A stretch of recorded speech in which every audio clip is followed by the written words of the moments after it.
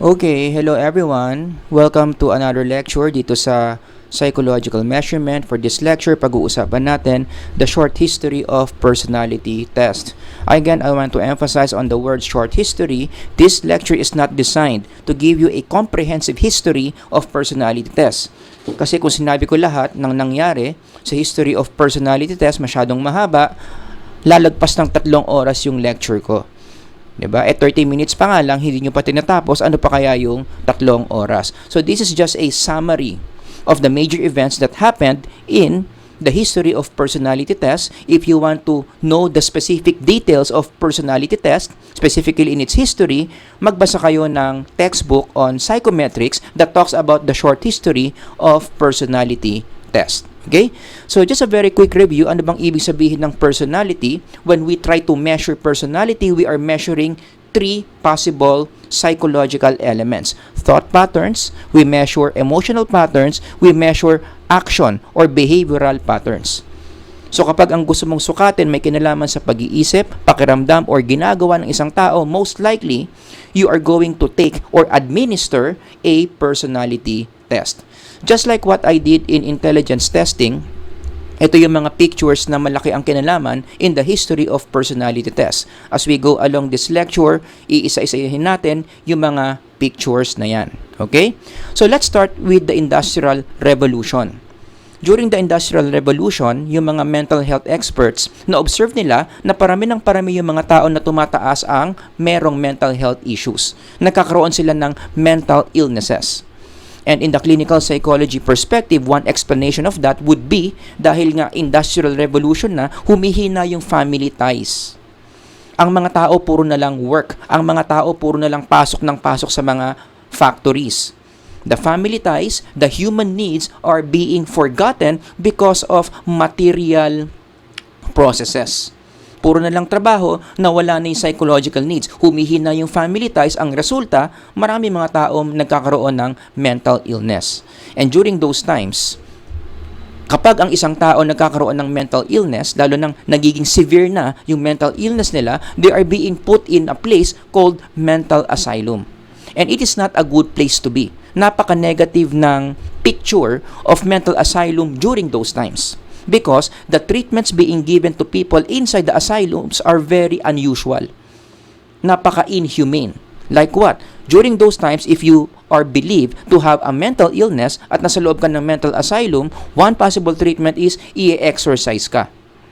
Because of the belief that your mental illness is caused by an evil spirit. And this is one of the traces of the church teachings about mental illness. Kasi in the Bible, talaga namang nangyayari yung mga tao may ginagawang mga abnormal behaviors because of spiritual possession. That's one of the reasons why, if you read the Gospels, Jesus exorcised a lot of people. These people that He exorcised, marami silang mga abnormal behaviors, and Jesus healed them through exorcism. Nung pumasok yung demon sa mga tao, abnormal behaviors. Pero nung lumabas na yung mga demon sa mga tao, naging normal sila. So that further reinforced the idea that one of the treatments for mental illnesses during that time, or during those times, was exorcism. Nandiyan na rin yung physical torture to disturb the evil spirit inside the person.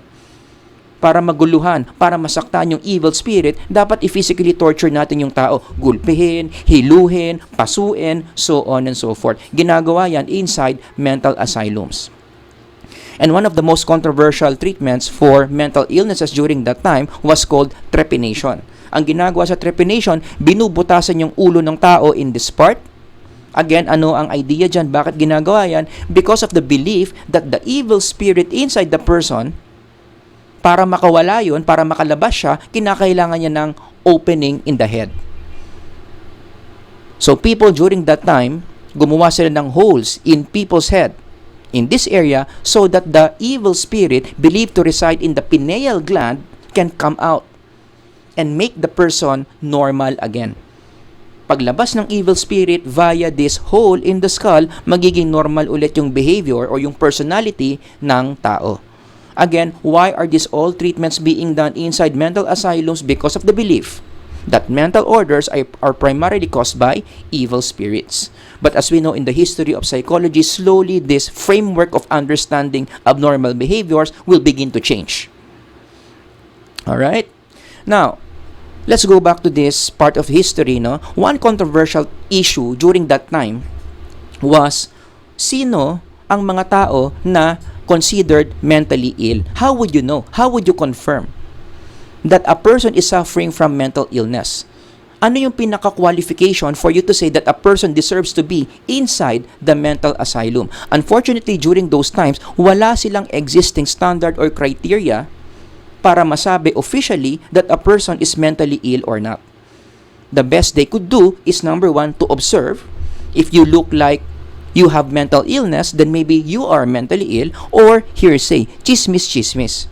Kaya malas-malas mo lang noon kapag pagchismisan ka ng mga kapitbahay mo na may mental illness ka at pinagkalat yung balita na yan, baka kinabukasan nasa loob ka na ng mental asylum.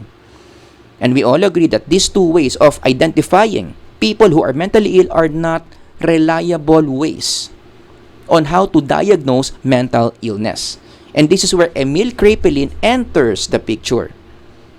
Gumawa si Emil Kraepelin ng isang system, specifically ng isang psychological test that aims to have an objective standard of mental illness. Para magkaalaman na tayo kung sino talaga ang mentally ill sa hindi. Sino ang dapat ilagay sa asylum? Sino ang pwede pa magstay sa society? Gumawa si Emil Kraepelin ng projective test. And I hope this rings a bell, especially when you have already taken theories of personality. As we know, projective test is under the psychoanalytic tradition of understanding personality, right? Wherein we believe in the power of the unconscious. Ang pag-uugali ng tao, ang personality natin, is being controlled by unconscious forces inside the unconscious. So if you want to really understand a person's personality, if you want to confirm whether a person is mentally ill or not, what do?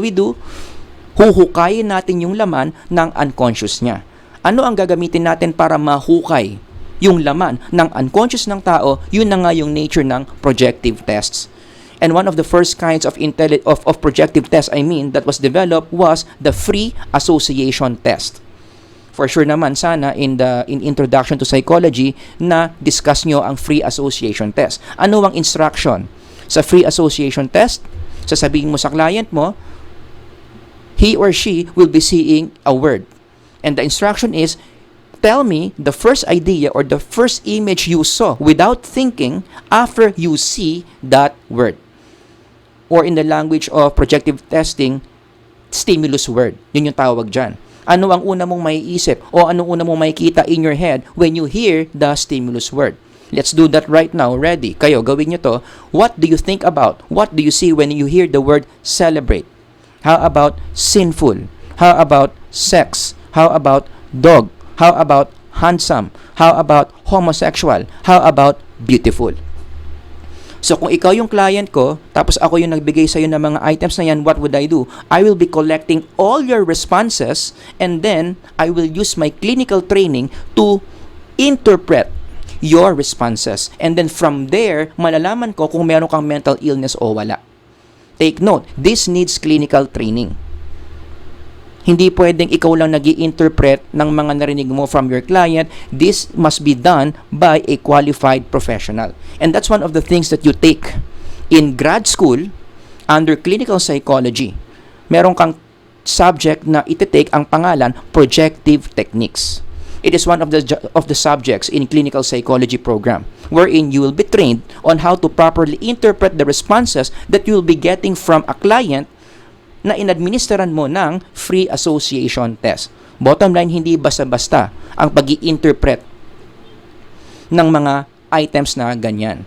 So yan ngayon yung naging basis in history kung paano natin malalaman if a person has mental illness or not. It's based on the results of the free association test, which is a form of projective test. Fast forward in the history of personality testing, after free association test, marami pang mga sumunod na projective test.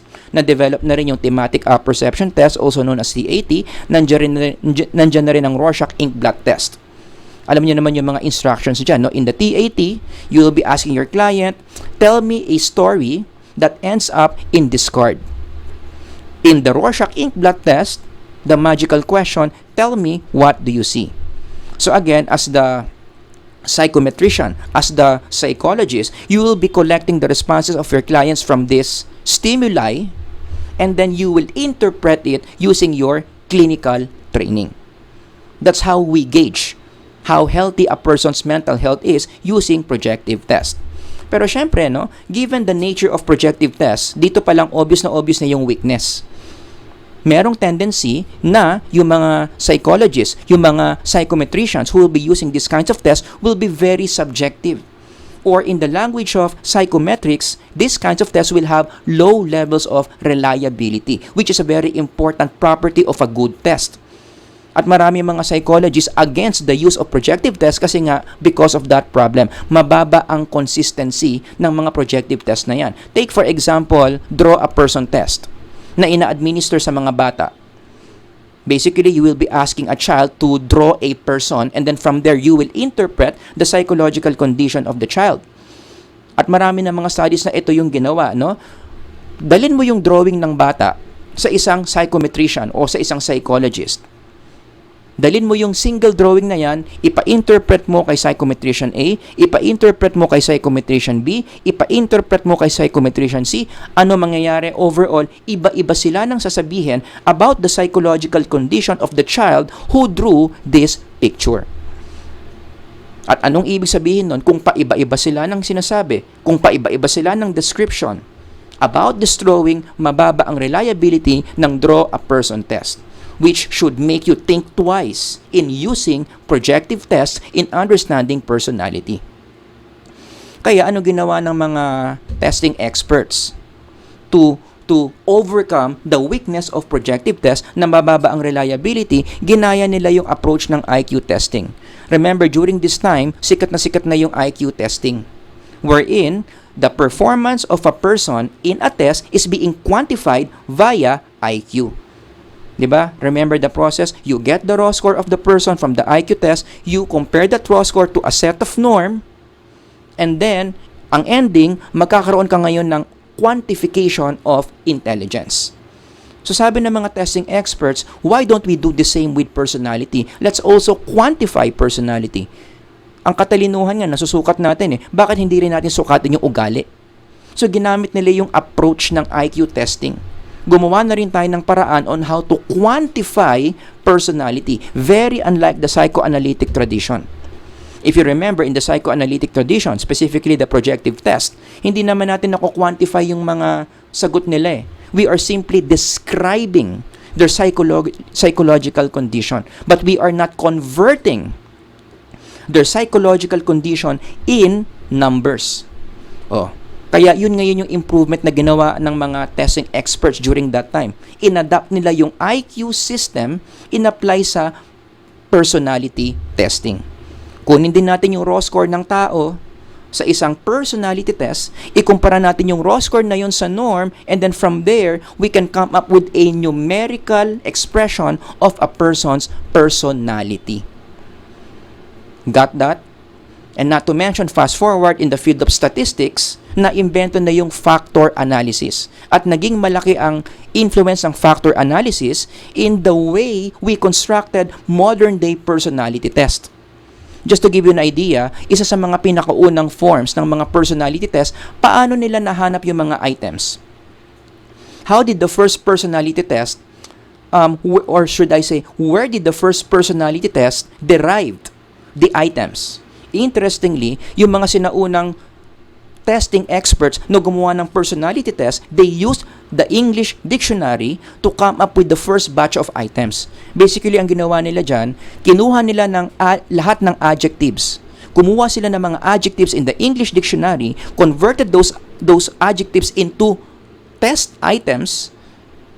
They administered those test items to a number of people, got the results, and then nag-factor analysis sila, doon na ngayon pinanganak yung mga personality tests that we typically know of today, such as MMPI, 16PF, NeoPI-R. Again, ang origin yan, English words, adjectives from the English dictionary, administered to people, inanalyzed through factor analysis. I-review na lang kung anong anong purpose ng factor analysis based on your psychological statistics class. Basta yan yung naging basis kung bakit nabuo yung mga personality test na yan via factor analysis. Siyempre, isa sa mga pinakasikat dyan would be the Neo-Pi-R, wherein if you take this test, your personality will be measured into 5 components. You take Neo-Pi-R, magkakaroon ka ng 5 different scores that represent your ocean. Openness, conscientiousness, extroversion, agreeableness, and neuroticism. Susukatin niya kung gaano kataas or kababa yung bawat isa sa ocean mo. Again, that's the legacy of using factor analysis from the adjectives that they found in the English dictionary. Alright? Ngayon, ito ngayon yung form ng test na talagang sumikat, yung tinatawag nating standardized personality test. Let me repeat, anong tawag dyan sa mga ganyang test? Standardized personality test, meron kang mga specific items that you will be responding to via the Likert format na ibang-iba sa projective test. Got that? O ngayon, anong naging use nito sa history of personality testing? Yung mga ganyang klaseng personality test, naging useful yan during the World War. Actually, before the World War and after the World War. Before the World War, ano ang naging silbi ng mga personality test na yan? It was able to help different nations to identify the mental stability of incoming draftees. Kasi syempre, hindi lang matalino ang gusto mo na soldier na ipapadala mo sa gera, you would also like your soldiers to be stable in terms of personality. So these types of personality tests were used to measure the mental stability of incoming soldiers. Fast forward after the World War, ang naging silbi naman ng mga test na yan is pagbalik ng mga soldiers from the war, these personality tests were able to help mental health experts to identify soldiers who needs treatment from PTSD or post-traumatic stress disorder. Kasi syempre marami na war shock because of the war. Marami mga soldiers kailangan ng treatment, so the personality test would reveal who are those soldiers who needs of treatment. So basically, personality tests during this point of history became very useful. Pero syempre, meron din ng mga weaknesses yung standardized personality test. Such as what? Number 1, standardized personality tests are prone to social desirability. Ibig sabihin, ang dali-dali lang mag-encircle ng mga answers based on what is socially desirable. Like for example, ito, favorite example ko to. Pag may isang item, let's say the test is measuring sexual promiscuity. Tapos may item doon, I watch porn all the time. Tapos in a scale of 1 to 5 yon, 5 the highest, 1 the lowest. Now, do you expect that the person would really be honest in answering that question? Sabihin na natin talagang nanonood siya ng porn. At ang sagot niya doon is 5. Nakukulangan pa nga siya doon, gusto niya 6. But given social desirability, anong iisipin ng test taker? Nakakahiya naman if I answer 5. What would the psychometrician think of me? Na-addict ako sa porn. Anong gagawin niya? Para maging socially desirable siya. Para hindi siya maging porn addict, instead of answering 5, which yun naman talaga dapat nasagot niya, ang gagawin niya, ibibilugan niya yung 2. That's social desirability. Now, in that case, the validity of that personality test is already compromised. Number 2, standardized personality test is very prone to faking and guessing, lalong-lalo na for long personality test, when people get bored in answering long items, para na lang matapos yung test, they will just be randomly encircling their responses. Many of you are guilty of that. Aminin nyo yan. Pag masyadong mahaba na yung personality test, magla-lunch break na, tinatamad ka na kasi 500 items yon, bibilugan mo na lang ng bibilugan kung ano-ano. And again, by doing that, it will compromise big time the validity of the personality test. O kaya, given those 2 weaknesses, ang mga testing experts during those times, ito ngayon yung recommendation. Huwag natin ilagay sa kamay ng mga clients natin kung ano yung personality nila. Because remember, yan naman talaga ang setup ng standardized personality test. You give them the questionnaire, you give them the manual, you give them the test questionnaire, you give them the pen, and then they answer on their own. Diba? So, wag natin gawing ganon. Wag natin ilagay sa kamay nila kung ano magiging ugali nila. as testing experts, as quote-unquote psychometricians, kasi wala pa namang term na psychometrician noon, no? Ang gawin natin, tayo mismo ang mag-observe sa kanila, tayo mismo ang magsasabi kung ano ang personality nila given what we observe. Hence the birth of the laboratory-based personality test. Wherein ang ginagawa dito, yung mga testing experts, they are directly observing the behaviors of their clients in a laboratory habang meron silang hawak na checklist. So imagine this is a one-way mirror.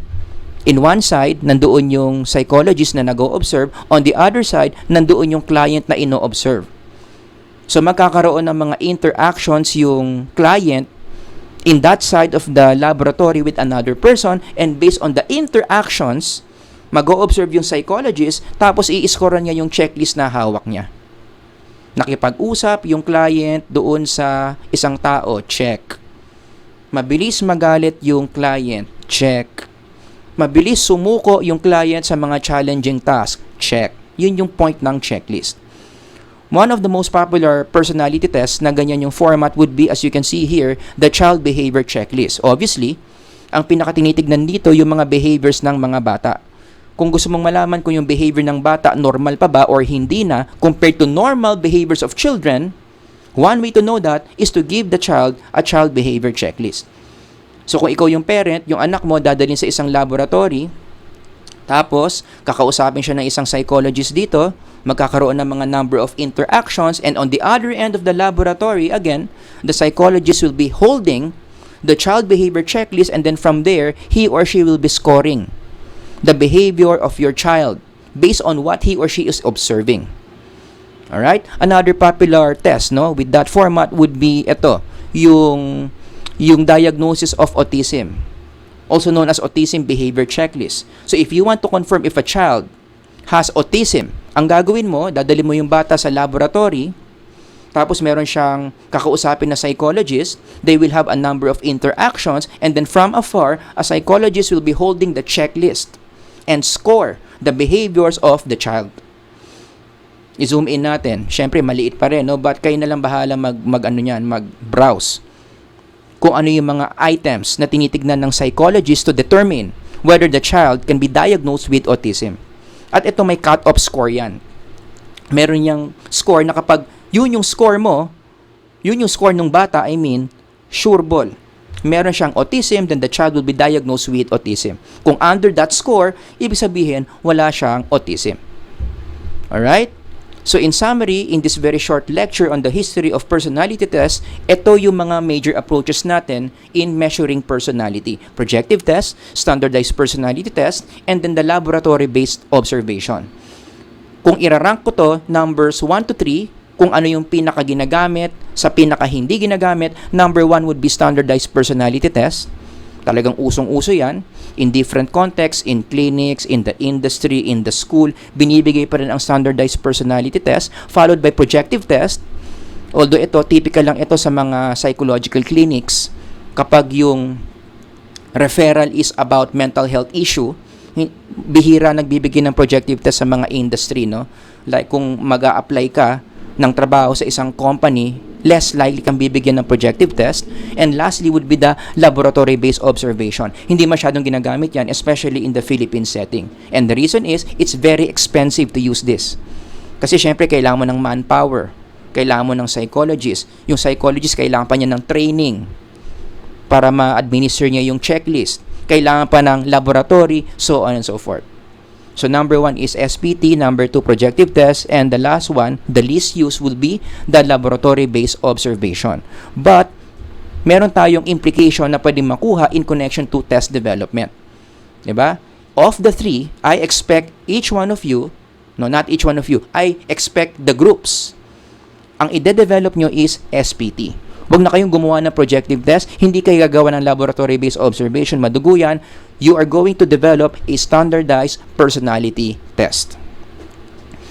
And just to give you a guide, no? Ano ba yung mga standards na pwede nyong gamitin to help you identify which type of standardized personality test can you create? Ito yung mga possible guides. Hanap kayo ng mga personality traits that are less explored. Wala pa masyadong test on those traits. Hanap kayo ng personality traits na interesado kayo. In fact, ginawa natin yan in one of our activities.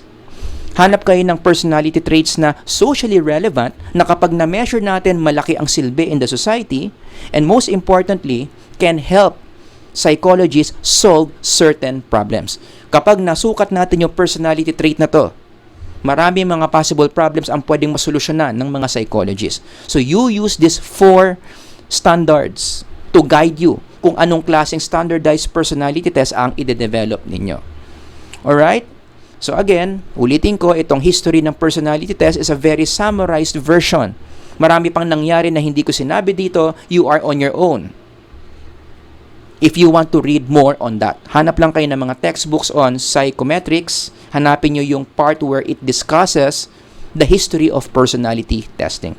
So I just discussed the key events in personality testing that is only relevant about or in connection to our class. Alright?